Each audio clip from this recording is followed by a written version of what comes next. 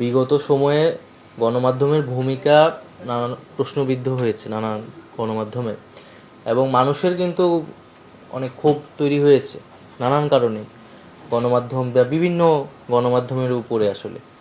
তো মানুষের যে ক্ষোভ তৈরি হয়েছে, এটা কিন্তু সাংবাদিকদের বা ওই গণমাধ্যমের দায়িত্ব এটা স্পষ্ট করা কেন মানুষ তাদের প্রতি বিক্ষুব্ধ হলো, মানুষের সাথে তাদের সেই ডায়ালগে বসা, তাদের নিজেদের অবস্থান বা নিজেদের যেই কর্মকাণ্ড বিগত সময় সেটা স্পষ্ট করা উচিত মানুষের কাছে এটা।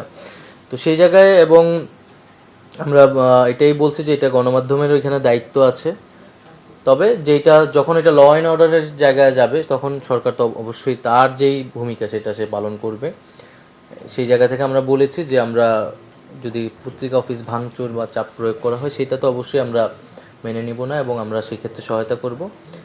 কিন্তু পাশাপাশি জনগণের ক্ষুব্ধতা থাকলে তারা সভা সমাবেশ করবে শান্তিপূর্ণভাবে, আমরা সাথে শান্তিপূর্ণভাবে যাতে করে সেই আহ্বান জানিয়েছি। সেক্ষেত্রে পুলিশও যাতে দায়িত্বশীল আচরণ করে এবং শান্তিপূর্ণভাবেই জনগণকে সমাবেশ করতে দেয়, আমরা সেই দিক নির্দেশনাটিও দিয়েছি।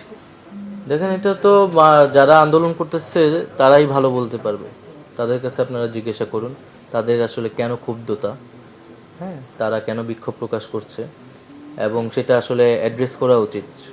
শুধু ক্ষোভ প্রকাশ করতেছে বা গণমাধ্যমে বিরোধিতা করতেছে, এটা তাদেরকে শুধু তো আমরা লাঠিপেটা করে এখানে সরাই দেওয়ার কিছু নেই, তারাও জনগণের অংশ। তো তাদের সাথে কথা বললেই তো জিনিসটা স্পষ্ট হবে।